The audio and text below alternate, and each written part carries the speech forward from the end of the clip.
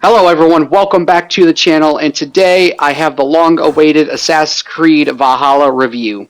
I played it for the first time in 2020 for about an hour, maybe an hour and a half. Stopped playing it because I got bored and decided to pick it back up here in 2024. Yes, I've beaten it for the first time in 2024, so this is going to be a well-dedicated throughout, just explain every little detail that I possibly can, that I remembered anyway, and give you guys a good review. So anyway, let's get right into it. Alright, story aspect of this game. I'm not going to lie, it was too long. It's normally about, on the average, 80 to 100 hours. I was able to do it in 40 just because I was really rushing. I was skipping through most of the dialogue, especially there at the very end, because I just wanted to skip it, but it was just too long. The missions were repetitive. I can't tell you how many times I went to an area of the map just to help the people nearby so that we have a alliance where it came time I can call upon them at the very end. And there was just, if they would have reduced it to, instead of doing that 20 times, do it like 8, I feel like that'd be great and a little better. But yeah, you had to literally go to each part of the map or a section of the map and just help them out, make an alliance, which, don't get me wrong, it was cool, but it was just too long. You get to play as your choice of male or female version of Eivor. You get different dialogue opportunities, whether that be kill somebody, spare them, try to connect with them on our emotional level, so a romance option basically. There's always the neutral. I think there was, go against. You just got so many options. Different endings. You get the good ending where Sigurd would be totally 100% supportive of you. You didn't cross him one time. Bad ending, you went totally against him, which I ended up getting, I would say, a bad ending, but not the worst ending. So yeah, that's the story aspect. The next aspect is gameplay. What do I think about the gameplay? Well, before I touch on the actual gameplay, I'm going to put graphics in the middle of the gameplay aspect. And obviously graphics are good as gaming evolves and we get more consoles and time evolves. The graphics are just going to get better and better, and I don't ever see them going back. So obviously graphics are next level compared to like Assassin's Creed 2 or something like that. But what did I think about the actual gameplay? Well, first off, I love the different finishers with depending on which weapon you use. You got axes, swords, knives, shields, spears, flails, bows, etc. You got so many different options. I played mostly with swords and axes. I used shield one time. I think I used a knife one time. I can't remember. Flails I never used. Spears I never used. Bows I obviously used for range. I did like the boss battles. Well, when I say boss battles, I mean I like the human boss battles. I didn't like the mythical boss battles like that big wolf in Asgard or what was it? There was another one that I can't really remember on the top of my head. But I liked all the Order member boss battles is what I should say. They were fun. I liked the Order member themselves. I loved the leader, who it turned out to be the king at the time.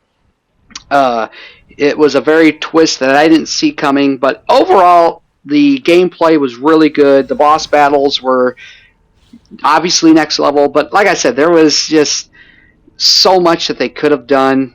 But anyway, let's move on to the next part. Alright, next aspect is the side missions.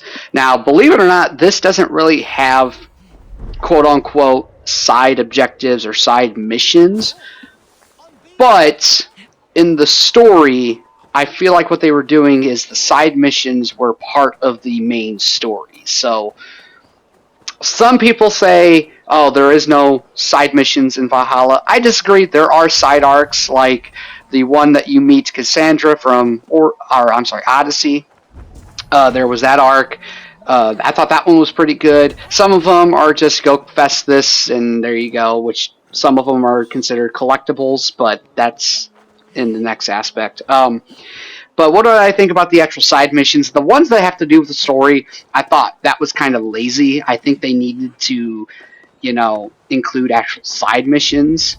Cut back on the story, the 80-hour story, and just put like maybe 40 hours into, side missions and actual side missions instead of, just clumping them into the story.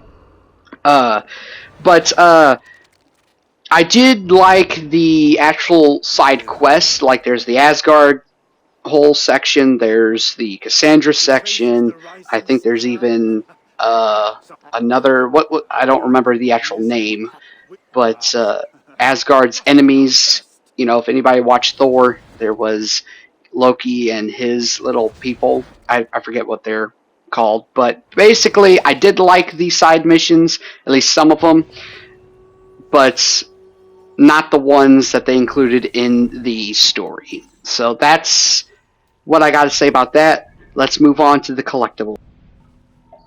And coming up next, we have the collectibles aspect of the game. Guys, there is literally hundreds among hundreds, possibly even thousands of collectibles. You got 6 different parts of the world that you could explore, including England, Ireland. There's just so many collectibles. It's not even funny.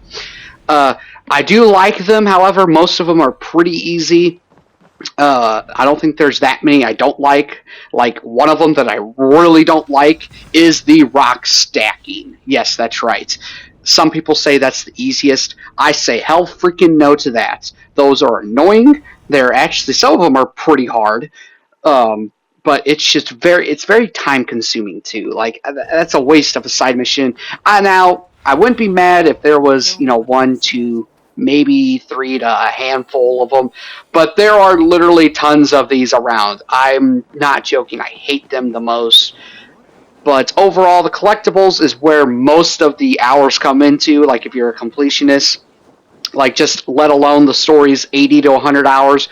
If you try to complete this whole game, it's going to be at least 2 hours or 200 hours, maybe even 300 hours, depending on who you are.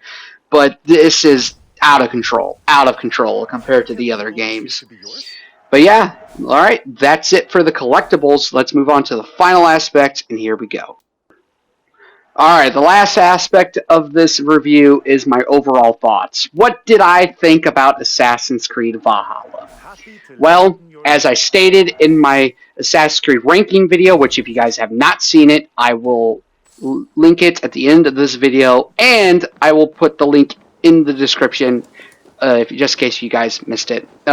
Anyway, what do I have to say about Assassin's Creed Odyssey? The overall thoughts is it's not an Assassin's Creed game, once again, as I stated in the review video.